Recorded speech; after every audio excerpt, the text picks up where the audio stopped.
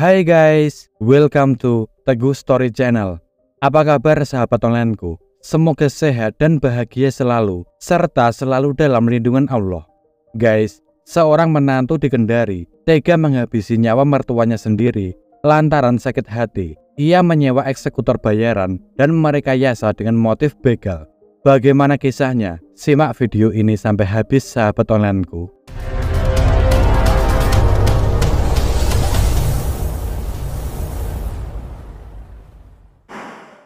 Kisah ini diawali dengan seorang wanita bernama Novi Damayanti alias ND berusia 24 tahun. Novi merupakan warga perumahan BTN, Jalan Kijang Rahan Dauna, Kecamatan Puasia, Kota Kendari. Novi bekerja sebagai karyawan di stasiun pengisian bahan bakar nelayan atau SPBN yang berlokasi di Lapulu, Kecamatan Abeli, Kota Kendari. Novi merupakan lulusan dari SMK Negeri di Kota Kendari. Selain itu, ia juga pernah mengikuti kuliah di salah satu fakultas di Universitas Halu Oleo atau UHO Kendari antara tahun 2017 hingga tahun 2020. Hingga akhirnya Novi menikah dengan seorang pria bernama IR pada tahun 2022. Dan dari pernikahannya itu, mereka telah dikaruniai seorang anak. Diketahui, suami Novi IR bekerja sebagai pegawai honorer Bapeda Provinsi Sulawesi Tenggara. Selama menikah, Novi merasa dirinya tidak diperlakukan dengan baik, bahkan seperti tidak dianggap oleh mertuanya. Diketahui, mertua Novi bernama Mirna berusia 51 tahun. Selama menikah itu, Novi sering dituding melarang suaminya IR agar tidak memberikan uang kepada Mirna, ibu mertuanya itu. Selain itu, ia juga dituding sebagai perempuan yang boros. Pernah suatu ketika, anak Novi terjatuh, namun sang mertua justru tertawa melihat hal tersebut. Novi lantas mencoba mengadu kepada sang suami IR, akan tetapi jawabannya justru membuat Novi sakit hati. Sejak saat itulah Novi menyimpan dendam terhadap mertuanya Mirna. Di balik itu semua, sebenarnya hubungan antara Novi dan IR tidak mendapatkan restu dari Mirna. Pada saat pacaran, Novi membelikan motor dan HP untuk IR. Dari situ, hubungan Novi dan IR semakin erat. Lalu Mirna memberikan nasihat kepada Novi. Jika dirinya serius dengan IR, sebaiknya berpikir terlebih dahulu sebab keadaan ekonomi keluarga IR yang sedemikian rupa. Meskipun begitu, Novi tidak mempermasalahkannya. Ia ikut membantu masalah finansial dari keluarga IR. Hingga akhirnya, Novi dan IR menikah pada tahun 2022. Akan tetapi, mereka baru mengetahui sifat asli dari Novi semenjak pernikahan itu, yang mana Novi merupakan tipe wanita pencemburu. Bahkan, kedekatan IR dan sang ibu membuat Novi sangat cemburu. Aneh sekali ya guys, suami dekat dengan ibunya sendiri justru membuat dirinya cemburu. Pernah suatu hari, Novi mengatakan bahwa rumah tangganya akan bahagia jika Mirna sang mertua sudah tiada. Sikap pencemburu yang dimiliki Novi ini memicu seringnya terjadi keributan. Bahkan, Novi tidak segan mempermalukan suaminya dan menganggap sang suami tidak berguna. Karena merasa tidak ada yang mendengar keluh kesahnya, Novi pun curhat kepada temannya mengenai permasalahan dalam rumah tangganya. Namun, curhatan itu sampai kepada sang mertua. Dengan demikian, sang mertua mencoba menasihati Novi. Akan tetapi, Novi seakan tidak peduli dengan nasihat tersebut. Pernah juga, Mirna meminta IR untuk bercerai dengan Novi. Namun IR menolaknya dan memilih untuk mempertahankan hubungannya demi sang buah hati yang masih berusia 1 tahun. Sekian lama menahan rasa di hati akibat perilaku Novi tersebut, IR pun merasa sudah tidak kuat lagi dan mengatakan kepada Novi jika sebaiknya mereka bercerai saja jika perilaku Novi tersebut tidak berubah. Mendengar hal itu, Novi berpikir jika omongan suaminya tersebut atas perintah dari sang mertua Mirna. Hingga akhirnya Novi mencoba melakukan percobaan pembunuhan terhadap sang mertua sebanyak 2 kali, namun gagal. Meskipun begitu, Novi kembali melakukan percobaan yang ketiga kalinya dengan menyewa eksekutor bayaran. Novi kemudian mulai merancang skenario dengan mengajak sang mertua berbelanja. Lalu nantinya sang eksekutor akan mengeksekusinya di jalan. Saat itu, 7 April 2024, Novi mengajak sang mertua berbelanja di Indogrosir yang ada di daerah Kendari. Mereka pergi menggunakan mobil Brio warna kuning dengan nomor polisi DT1340CR. Usai berbelanja, Novi dan mertuanya kemudian pergi menuju pasar sentral Kota Lama dengan mengambil jalur Lapulu. Tepatnya pada pukul 15.00, mereka tiba di jalan sekitaran PLN, area kantor DPRD Kota Kendari. Tanpa diduga, dari arah belakang datang dua orang yang tidak dikenal dengan mengendarai sepeda motor. Kedua pria itu mendekati mobil Novi, lalu memberitahu jika ban mobilnya kempes. Dengan segera, Novi lantas menghentikan mobilnya dan keluar dari mobil untuk mengecek ban mobilnya. Rupanya, itu hanyalah modus dari kedua orang tersebut. Di saat yang sama, mereka lalu masuk dan mengunci pintu dari dalam mobil. Di dalam mobil, mereka kemudian menikam Mirna berkali-kali, dan Novi yang menyaksikan itu langsung panik dan menggedor-gedor pintu mobil, mencoba menyelamatkan sang mertua. Tidak lama kemudian, datang lagi dua pelaku yang menyusul, lalu menutup kepala Novi dengan karung dan memaksa Novi masuk ke dalam mobil. Novi juga sempat mendapatkan tamparan sebanyak 2 kali.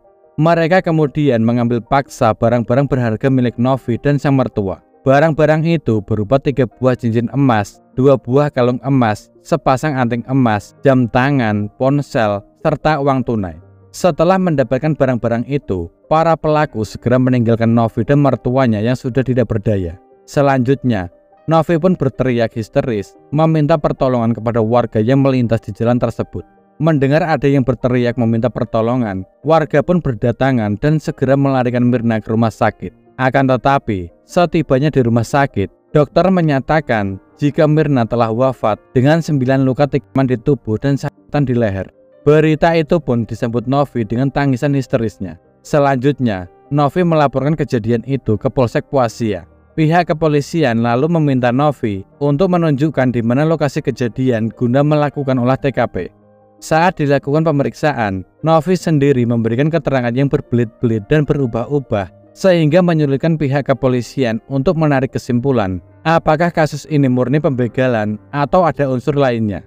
Tidak berhenti di situ, pihak kepolisian lantas menelusuri rekaman CCTV sepanjang jalan itu dan menggali informasi dari warga sekitaran guna mencocokkan keterangan yang diberikan oleh Novi. Setelah melakukan penyelidikan lebih dalam, polisi menemukan satu sosok yang dicurigai sebagai pelaku kejahatan.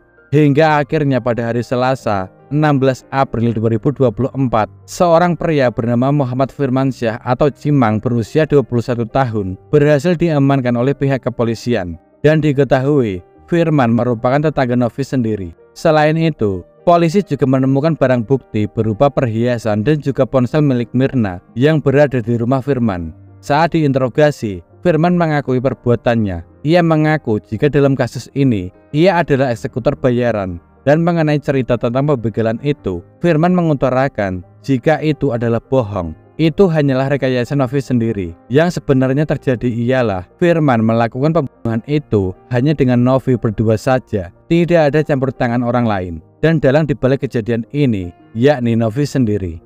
Saat itu, setelah selesai berbelanja, Novi mampir di kantor DPRD Kota Kendari. Lalu Firman masuk ke dalam mobil dan duduk tepat di belakang Mirna. Mirna pun sempat bertanya siapa orang itu. Novi lantas menjawab jika Firman adalah sepupunya. Saat di perjalanan, saat itu juga Firman langsung menjerat leher Mirna dari belakang menggunakan tali sembari menikamkan pisau ke tubuh Mirna berkali-kali. Melihat itu, Novi kemudian meraih pisau yang dipegang Firman, lalu ikut menikam ibu mertuanya itu hingga kehilangan nyawanya. Di saat itulah, Novi menghentikan laju mobilnya, lalu menyerahkan perhiasan, ponsel, dan sejumlah uang kepada Firman agar terkesan menjadi korban pembegalan, dan Firman sendiri lantas pergi dari sana. Barulah Novi meminta bantuan warga sekitar yang seolah-olah benar adanya aksi pembegalan itu. Dan untuk memproses kasus ini, polisi kemudian menyuruh Firman untuk menunjukkan di mana ia membuang alat yang digunakan untuk aksinya tersebut.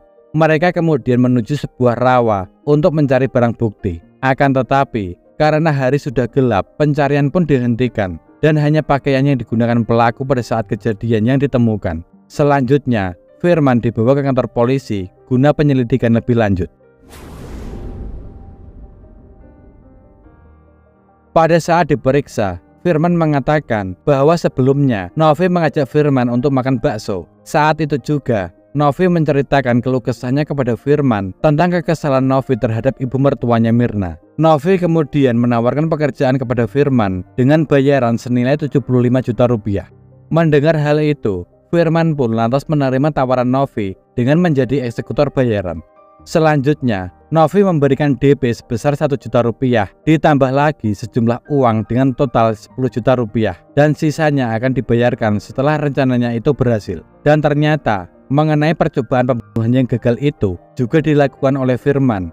Ia diminta Novi untuk menyantet dan membakar rumah Mirna, namun usahanya itu tidak berhasil. Hingga akhirnya, mereka memutuskan untuk melakukan percobaan ketiga dengan drama pembegalan.